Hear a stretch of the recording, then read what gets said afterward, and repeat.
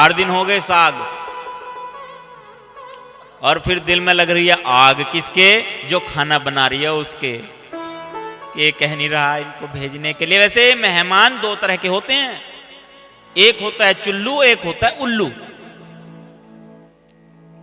अच्छा, चुल्लू तो वो मेहमान होता है जिसकी जैसे नई नई शादी होती है ना, नया विवाह हुआ, तो उसको पास में ही कह देते रसोई में यही खा लो, मक्खन पा दो थोड़ा सा और मक्खन पाओ। दामाद है, नई नई शादी हुई है, नया नया प्रोग्राम है, खिला दो, कोई बात नहीं है। वो तो होते चुल्लू मेहमान, चुल्लू टाइप, चूल्हे के पास बैठ के खाने वाले। दूसरे तरीके के होते हैं मेहमान वो जिन्हें कहते उल्लू। वो उल्लू की श्रेणी में आते हैं। जब फूफा बन जाते हैं, वो फूफा टाइप हो गए, पुराने हो गए, घेर में टिकाएंगे उनको, इंतजार कर रहे हैं उल्लू की तरह, पानी लेकर आएगा कोई नहीं आएगा, भाई क्या करें। चाय भी 4 बजे पीनी थी, 6 बज गए, चाय नहीं लेकर के आया कोई, क्या करे भाई, इंतजार कर रहे हैं। और नए नए ऐसे होते हैं मेहमान, वो कई बार सांकेतिक भाषा का प्रयोग करते हैं, बेशरम टाइप। सास ने भोजन बनाया, खिलाने लगी। हम मध्य प्रदेश गए थे श्रीमान जी, पापड़ तो सब जगह चल रहे थे। पापड़ जिसके यहां भी जाए और भोजन का प्रबंध हो, साहब जी पापड़ जरूर चलाएं। वो ये खुश हो रहे हैं, तूने अपनी ससुराल में ऐसे ही किया था। सास ने भोजन बनाया, खिलाया, पापड़ भी उतारे, पापड़ की टोकरी पीठ पीछे कि दामाद जी खाओ। अब दामाद जी खाए, पर निगाह जो है, दृष्टि है वो पापड़ पे।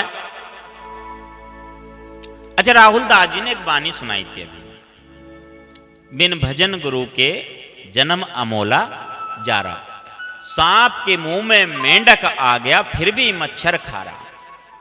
अब इसका भाव यहां इस जगह समझिए। ये इंसान की प्रवृत्ति ऐसी है कि इसको जो वस्तु मिल जाती है करोड़ों की, वो लगती है इसको कौड़ी की, और जो वस्तु इससे दूर होती है कौड़ी की, वो लगती है इसको करोड़ों की। ये इस इंसान की प्रवृत्ति है। उस सांप और मेंढक की बात का मतलब यह है कि उसके पास बहुत ज्यादा है और वो थोड़े को देख करके खाने की कोशिश कर रहा है।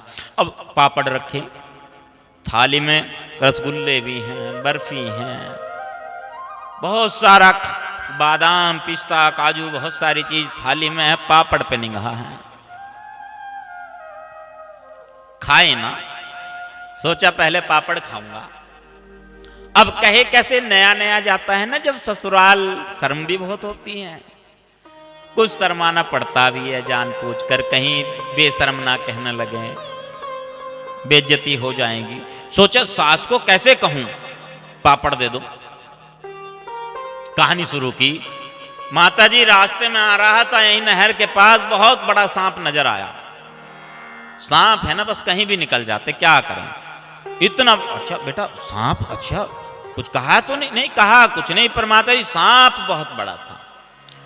इतना बड़ा सांप था माताजी, यहां से जितनी दूर पापड़ की टोकरी रखी है उतना बड़ा सांप था। तो बुढ़िया ने देखा, अरे बेटा पापड़ तो मैं भूल ही गई थी परोसना, लो पापड़ खाओ। हाँ माताजी 5-6 रख दो जरा। क्या करें, सांकेतिक भाषा भैया सब जगह ना चलती है, सब जगह नहीं चलती हैं। अब ये जो मेहमान घुसा है इस शरीर में, ये इसको छोड़ने का नाम नहीं लेता। शरीर जीर्ण शीर्ण हो जाता है, जरा अवस्था भी आ जाती है, पर ये इससे बाहर निकलना नहीं चाहता।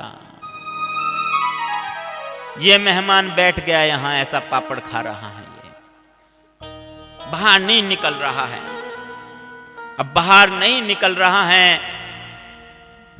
अच्छा, ऐसा मेहमान आ गया, पति पत्नी में झगड़ा, पति पत्नी जो है परेशान, ये मेहमान जा नहीं रहा है, क्या करें, कैसे जाएगा, कैसे जाएगा। अब उन्होंने एक योजना बनाई। हम एक काम करते हैं कि बुजुर्गों ने कहा है जवर जुकाम पावना इनको एक उपाय, जवर जुकाम पावना इनको एक उपाय, लंगर दे दो तान के कबहू ना वापस आए। इसका अर्थ यह है कि कुछ खाओ मत, कुछ बनाओ मत, कुछ खिलाओ मत, चाहे बुखार है, चाहे जुकाम है, और चाहे मेहमान आ रहा हो। पावना मतलब बुखार, वो मेहमान, बुखार चढ़ जाना कई को तो पावने को देख के ये गड़बड़ हो गया काम। अब क्या करें? अब लंगर कैसे देंगे, मतलब भूख हड़ताल कैसे करेंगे? श्रीमती जी समझा रही हैं कि लड़ाई कर लेंगे आपस में, और क्या, लड़ाई आसानी से हो जाती है यहां पर। और उन्होंने लड़ना शुरू कर दिया, घर में कुछ है नहीं, क्या बनाऊं मैं, क्या पकाऊं, ये और वो, आज खाना बनेगा नहीं। उसने कहा ठीक है मैं भी खाऊंगा नहीं। उसने कहा मैं कई दिन नहीं बनाऊंगी। उसने कहा मैं कई दिन नहीं खाऊंगा। लड़ाई होती देखी, मेहमान ने सोचा भाई यहां टिकने का फायदा नहीं है, चलना पड़ेगा। तो मेहमान ने भी अपना थैला उठाया और वो चला गया। प्रेम बहुत था पति पत्नी में। अच्छा ये ना कुछ चीजें ऐसी होती है छिपाने से छिपती नहीं है। खैर खून खांसी खुशी बैर प्रीत मदपान, रही मन दाबे ना दबे जाने सकल जहान। कोई मजे में हो ना, खैरियत खैर से हो, और से पूछो कैसे हो भाई साहब मजे में हो, बस खैर छिपती नहीं है खैरियत किसी की। दूसरे भी देख के ईर्ष्या करने लगते। अच्छा ठीक ही है, अंदर ही अंदर कहेगा कुछ नहीं। खून, खून मतलब जवानी, जवानी भी नहीं छिपती है। जवानी में जिस ओर जवानी चलती है उस ओर जमाना चलता है, अलग ही हिसाब होता है। ओहो, खून मतलब जवानी, छिपेगी कोई नहीं छिपेगी। ये तो जवानी नशे में डाल रहे हैं, व्यसनों में डाल रहे हैं, इसलिए तो गड़बड़ है। बहन को बहन नहीं समझ रहे हैं, सबको अपनी बहन नहीं समझ रहे हैं। बड़ी दिक्कत है यहां पर। क्यों? संस्कारों की कमी है। संस्कार जरूरी है, शिक्षा और संस्कार दोनों जरूरी है, वो नहीं मिल रहे हैं। खैर खून खांसी, अच्छा खांसी हो रही है किसी को, छिपाने की कोशिश करो, मुंह दबाओ, खूब करो, क्या होगा? रुकेगी खांसी?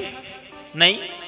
और अगर बीड़ी पी ले थोड़ी देर के लिए, एक घूंट मारे तो थोड़ी देर के लिए रुक जाए, पर नहीं उठेगी। खैर खून खांसी खुशी, खुशी भी नहीं रुकती है। कई तो बहुत ठा के मार के हंसते हैं, पड़ोसी भयभीत हो जाए, डर जाए। खैर खून खांसी खुशी बैर, बैर हो ना किसी का दुश्मनी हो, वो भी नहीं छिपती है। और प्रीत हो वो भी नहीं छिपती है। प्रेम, अच्छा बहुत प्रेम पति पत्नी में। पति कहता है फिर मेहमान तो चला गया, अच्छा मैं लड़ नहीं रहा था तेरे साथ, मैं तो वैसे ही झूठ मूठी कर रहा था, तू सच्ची नाराज हो गई क्या? औरत ने कहा नहीं मैं भी झूठ मूठी नाराज हुई थी, मैं सच में नाराज नहीं हुई। वो मेहमान भी थैला लेकर घर में आ गया, कहने लगा जी मैं भी झूठ मूठी गया था, मैं गया नहीं था सच में। ये मेहमान घुसा है यहां पर और ये छोड़ना नहीं चाहता इस देह को।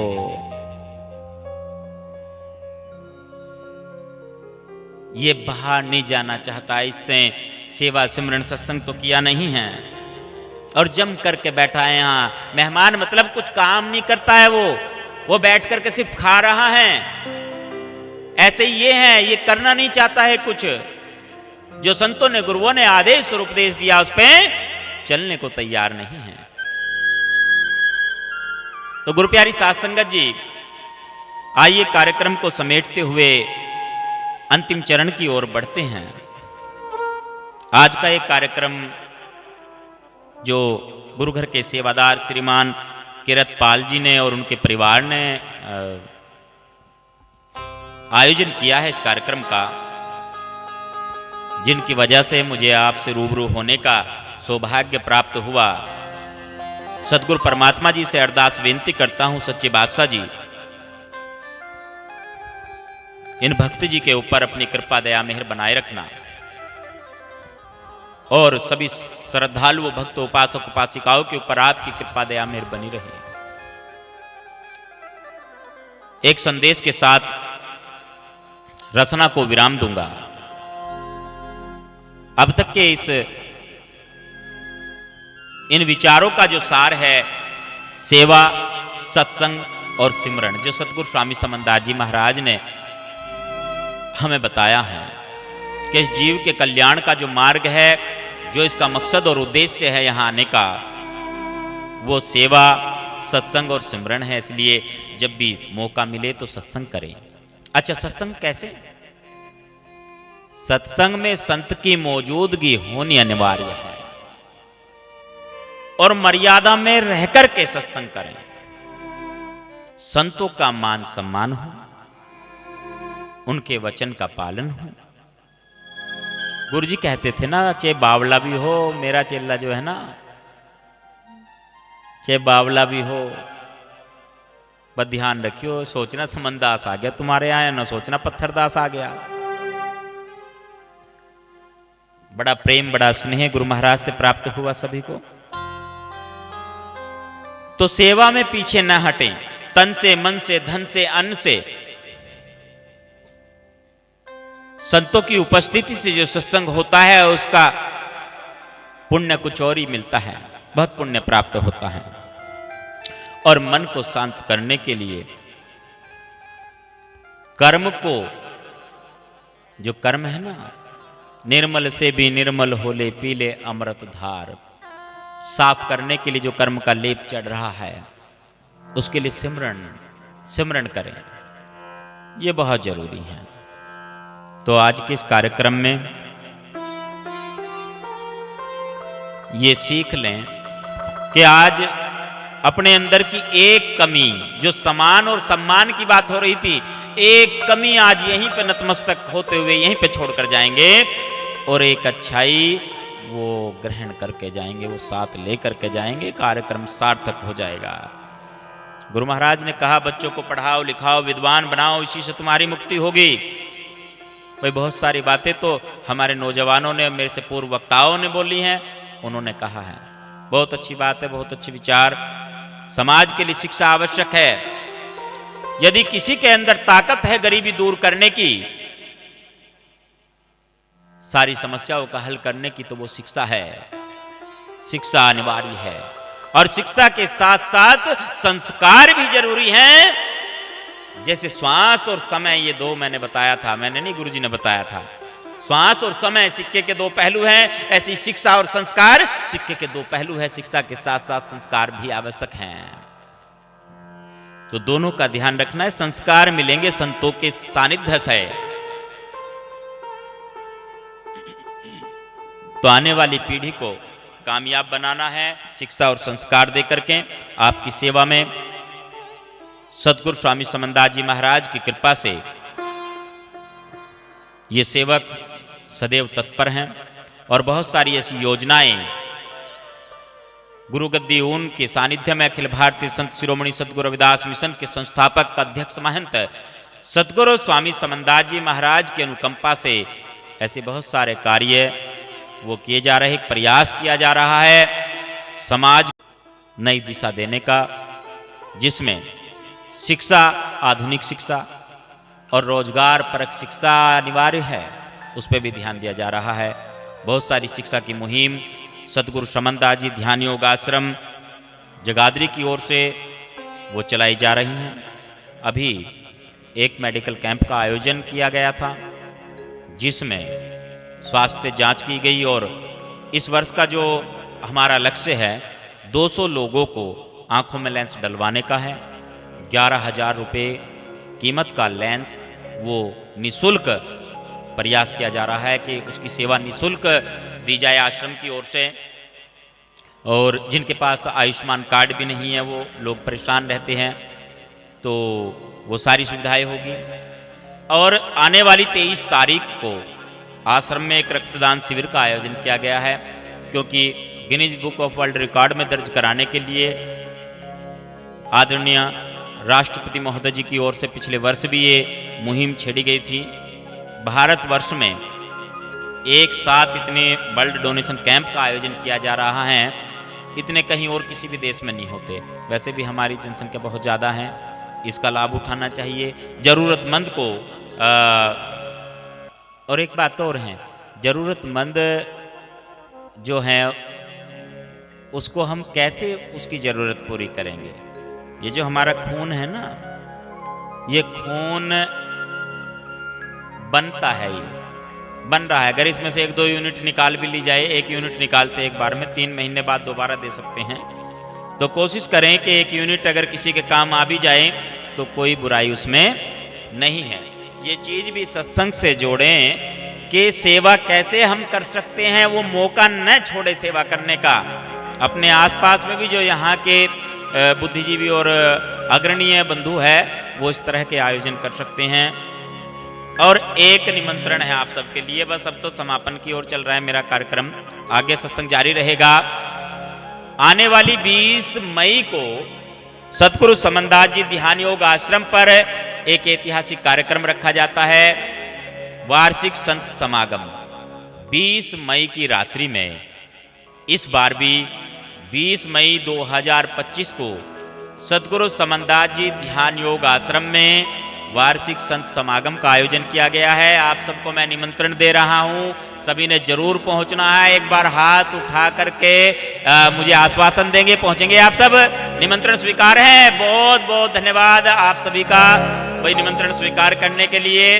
और आपकी कृपा से, आपके सहयोग से पिछले वर्ष का जो कार्यक्रम था बहुत भव्य हुआ, बहुत सुंदर कार्यक्रम था। उसकी सुंदरता आपकी मौजूदगी से बढ़ी थी और इस बार हम चाहते हैं कि उसकी सुंदरता, उस कार्यक्रम की सुंदरता पिछली बार से कई गुना बढ़े और वो बढ़ेगी आपकी मौजूदगी से। साथ ही गुरुगद्दी ऊन में हर महीने की 27 तारीख को दिन में 11 बजे से 2 बजे तक सत्संग फरमाया जाता है। आप सभी सादर आमंत्रित हैं, वहाँ पे भी आपने अपनी हाजिरी लगानी है जब भी आपको मौका मिले, जब भी आपको समय हो। तो इन्हीं शब्दों के साथ रजा चाहता हूँ। फिर से आयोजकों के लिए ढेर सारी शुभकामनाएं, मंगल कामनाएं करते हुए बहुत बहुत धन्यवाद, बहुत बहुत आभार। सतनाम जी, जय गुरु रविदास, जय गुरु ज्ञान भिक्षुक जी, जय गुरु समनदास जी महाराज, जय भीम, जय भारत। सतनाम सतनाम सतनाम जी। बोलो जी संत श्रवण सतगुरु रविदास जी महाराज के, सतनाम ज्ञान भिक्षुदास जी महाराज के, सतगुरु स्वामी